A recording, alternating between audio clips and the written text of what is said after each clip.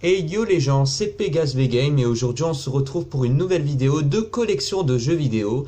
Donc avant c'était la collection de jeux vidéo PlayStation 1, avant la collection de jeux Nintendo 64 et puis la toute première si je ne me trompe pas, la collection de jeux PlayStation 3 et maintenant nous allons passer à la collection de jeux PlayStation 2. Donc c'est parti. Un petit détail à vous dire, j'ai très peu de jeux PlayStation 2 comparé à avant en fait justement. Justement parce que les jeux je les ai plus, c'est vraiment dommage, il y en a d'autres que j'ai revendus, d'autres qui marchaient complètement plus. Et je regrette un petit peu parce que la PS2 c'est vraiment une console auquel j'ai vraiment passé une belle enfance là-dessus. Si je peux vous dire certains titres de jeux, il y a comme l'excellent jeu de plateforme qui est Rayman 3. HD Hoodlum Havoc, donc il est excellent ce jeu, un bon jeu de plateforme que je kiffe absolument. J'ai même fini le jeu sans sauvegarder, vous vous en rendez compte, sans sauvegarder. Bon aussi le jeu est un peu court. Ensuite il y avait aussi Astérix et Obélix XXL 1 et 2 qui étaient de très bons jeux de plateforme aussi où on maniait deux personnages en même temps. Bon je vais pas vous dire en détail ces jeux là puisque je ne les ai pas dans ma collection. Je vais plus vous dire en détail les jeux PlayStation 2 que j'ai. Donc on va tout de suite commencer par deux jeux. Donc j'ai pas les boîtes, avant je les avais, maintenant je les ai plus. Donc ici nous avons le Dragon Ball Z Budokai Tenkaichi 2 et ici le Senseiya Chapitre du Sanctuaire. Donc pour dire une note sur Dragon Ball Z Budokai Tenkaichi 2, j'ai vraiment apprécié ce jeu. Parce que franchement, dans ce Dragon Ball Z Budokai Tenkaichi, on voit que dans la sélection des personnages, il y a beaucoup de personnages. Après, je ne parle pas bien évidemment de Tenkaichi 3 qui possède un nombre fou de personnages et de niveaux. Dans Tenkaichi 2, en fait, le petit défaut que je reproche à Xenoverse, c'est qu'en fait, vous n'avez pas la transformation. Enfin, vous n'avez pas les transformations complètes d'un personnage, si vous voyez ce que je veux dire. En fait, on a Freezer première forme dans Xenoverse, ensuite c'est déjà la forme finale. Tandis que dans ce Dragon Ball Z de Budokai Tenkaichi 2, vous avez Freezer première forme, deuxième forme, troisième forme et après la forme finale. Mais dans Xenoverse 1 sur PlayStation 3, ce que je trouve dommage, c'est que voilà, vous n'avez pas toutes les transformations d'un personnage. Et la plupart des personnages qui sont dans Xenoverse, ce qui m'énerve, c'est des DLC. Bon, heureusement, j'ai réussi à choper le DLC de la résurrection de Freezer grâce à Alexis. Je te remercie d'avance. Donc voilà, Tenkaichi 2 est vraiment excellent. Le mode histoire est vraiment lent et super. Et ce qui est bien, il y a 3 sagas bonus dans ce jeu, si je ne me trompe pas, où le destin change. Vous avez Rivaux du destin et les 2 autres scénarios, je ne m'en rappelle plus. Ensuite, le deuxième jeu, donc Senseiya, le chapitre du sanctuaire, j'ai beaucoup aimé ce jeu, notamment pour son mode multijoueur et notamment pour les niveaux. Pour moi, c'était vraiment la première fois de ma vie comme quoi je jouais non, pas un jeu de combat quand même pas, mais je veux dire, c'était la première fois comme quoi je voyais vraiment tous les niveaux d'un jeu comme... si je peux vous dire, en fait, dans ce jeu, dans Senseiya Sanctuary, vous avez tous les niveaux des 12 maisons des Chevaliers d'Or. Et c'est ça que j'ai beaucoup aimé en fait. Enfin, les niveaux sont dans des graphismes mais époustouflants. Le mode histoire, j'aime beaucoup me revoir les cinématiques dans ce jeu de Senseiya. Et d'ailleurs les musiques ressemblent un peu plus quand même à l'anime. Un tout petit peu quand même. Après, vous pouvez revoir les musiques, la collection. Bon, je n'ai pas terminé le jeu à 100%, il me restait quand même quelques costumes et ainsi que des personnages à avoir dans ce jeu. Oui, tous les personnages, je les ai débloqués ainsi que tous les niveaux. Le mode grand pop est vraiment excellent parce que cette fois-ci, vous vous mettez à la place des 12 chevaliers d'or où vous devez combattre les chevaliers de bronze justement. Et justement, le destin change en fait. En fait, c'est vous, les ennemis, et vous devez combattre les gentils en fait. Donc les 5 chevaliers de bronze quoi. Franchement, ces 2 jeux, je vous les conseille en jeu PlayStation 2, ils sont vraiment excellents. Ensuite, on passe à un bon jeu de Dragon Ball Z qui est en boîte cette fois-ci. Donc Dragon Ball Z Budokai 3. Donc voilà, et franchement, pour vous dire la vérité, c'est le meilleur jeu. Enfin, c'est le meilleur jeu. Enfin, je vais pas dire 2D, mais ça ressemble plus, oui, à de la 2D. Et ce que j'ai particulièrement aimé, c'est qu'on a tous les personnages de Dragon Ball Z, ainsi que Dragon Ball GT. Bon, pas tous, bien évidemment, mais en tout cas, on a tous les personnages principaux. Et ce que j'aime vraiment, c'est vraiment le mode histoire où on se retranche toutes les histoires de Dragon Ball Z. Après, il y a les nouvelles transformations dans ce jeu comparé à Budokai 2, comme le Goku Super Saiyajin 4 ainsi que Vegeta Super Saiyan 4 et le Gogeta, bien sûr. Donc voilà, le jeu est en excellent état, bien sûr. Et franchement, vous avez toutes les techniques spéciales. Vous avez percé, en fait, dans le mode option, il faut mettre percé pour que vous ayez toutes les techniques de chaque personnage. Et justement, pour avoir percé l'objet percé, il faut invoquer Shenron et lui demander le percé pour chaque personnage. Je n'ai pas réussi à terminer ce jeu à 100% pour vous dire toute la vérité. Et ni le Budokai 2, enfin le Budokai 2, on va dire à 95%. Il est vraiment excellent. Si vous y jouez à 2 joueurs, je vous le conseille vraiment. Beaucoup de niveaux, beaucoup de personnages. Ça fait tout, enfin, franchement, toutes les sensations de DBZ. Dommage, enfin, les sensations de DBZ, on les retrouve plus vraiment sur celui-là, en fait. Enfin, si je ne dis pas de conneries, les jeux de DBZ d'aujourd'hui sont... On n'a plus la sensation de la découverte d'un jeu de DBZ, en fait, dans notre époque. Surtout que la plupart des personnages sont des DLC, c'est un peu... c'est pas ça, quoi.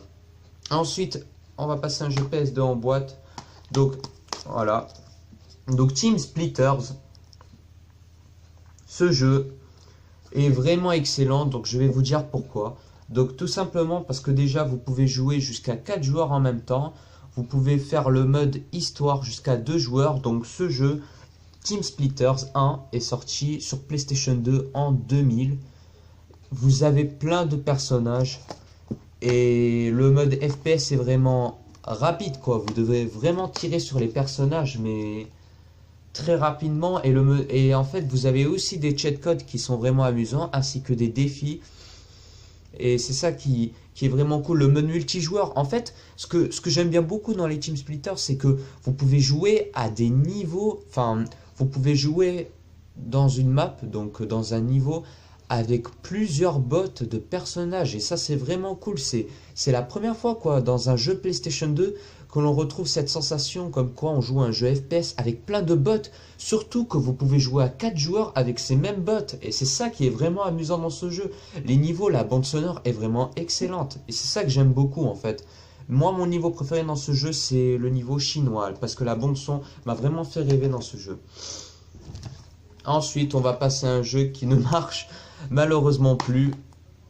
Dommage, parce que ce jeu, je l'avais vraiment kiffé, ce jeu PlayStation 2. Il s'agit bien évidemment de Ratchet Gladiator. Enfin, j'ai vraiment aimé ce jeu parce que le mode histoire est vraiment excellent. Enfin, surtout pour le fait que vous devez aller dans d'autres planètes, ainsi que de remporter des tournois intergalactiques, si je ne me trompe pas, ainsi que battre les 4 boss, enfin les 4 membres de l'élite super galactique dans ce jeu. Et j'ai beaucoup apprécié aussi, moi et mon petit frère, on a vraiment apprécié le mode multijoueur où on devait justement utiliser, comment vous dire, des accessoires d'objets ainsi que des vaisseaux spatials où l'on pouvait se tirer dessus. Et c'est ça qui rendait le jeu vraiment loufoque, mais c'est vraiment hyper cool, quoi, dans un jeu. Enfin voilà, justement, j'allais dire le prénom, c'est le principal des niveaux dans ce jeu, c'est Dreadzone, bien sûr. Et bien sûr, vous pouvez jouer en ligne, même jusqu'à 4 joueurs sur un même écran, ça c'est vraiment cool. Voilà. Ensuite, donc, étant donné que je suis un fan de Survival Horror, il était bien évidemment pour moi logique qu'il fallait que j'ai un Survival Horror sur la PlayStation 2. Et d'ailleurs, c'est mon cousin qui me l'a prêté et je te remercie vraiment. C'est bien sûr le Resident Evil 4. Alors, étant donné que là, je ne possède plus de PlayStation 2, je n'ai pas pu terminer ce jeu à 100%. Oh, mais c'est vraiment dommage, quoi. Surtout que en fait, ce que j'aime bien, c'est que ce jeu est vraiment lent, quoi. Pour un jeu Resident Evil, Enfin, j'ai vraiment aimé quoi. Enfin, surtout le mode aventure est hyper long. J'ai toujours pas réussi à le finir. Je pense que je suis bloqué au mode 5, au monde, oui, le stage 5, si je ne me trompe pas. Et j'ai, en fait, ce qui me plaît vraiment dans ce jeu, c'est le personnage de John Fitzgerald Kennedy. Vraiment, le personnage, il joue en solo quoi. Non, à part qu'il doit aider. Je ne me rappelle plus le prénom là de la femme, donc du fils du président, si je ne me trompe pas. Et ensuite, si je ne dis pas de conneries, enfin, j'aime beaucoup aussi le mode Survival Horror dans ce jeu, le fait que vous devez battre des méchants en leur tirant dessus, voilà et tout, donc toujours spécial dans un Resident Evil. Voilà, après ce que j'aime bien, voilà, comme je l'ai dit, le mode histoire est vraiment lent, et franchement, pour un Survival Horror, ça se vaut. Faut vraiment que, enfin, pour les fans de Survival Horror, ça c'est sûr, faut vraiment que vous le testez. Après, c'est sûr, il y a vraiment quelque chose que j'ai vraiment kiffé dans ce jeu. C'est le mode, enfin, en fait, vous voyez la save room. La musique de la save room est vraiment excellente dans ce jeu. On est vraiment ébloui par la musique de la bande son. Enfin, moi, en fait, moi, ce que j'aime beaucoup dans les Resident Evil, c'est qu'en fait, vous avez une peur atroce dans le jeu, mais mais quand vous, mais quand vous cherchez une save room et que vous en trouvez une, vous êtes vraiment rassuré. C'est ça qui est vraiment, enfin, on est dans une sorte de, on est vraiment content quoi de trouver une save room, surtout pour la musique quoi.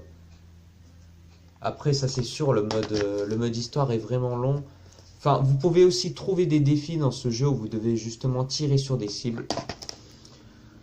Ce jeu est excellent. Donc ensuite, on va passer au jeu auquel je n'ai pas en boîte et que j'ai justement stocké ici.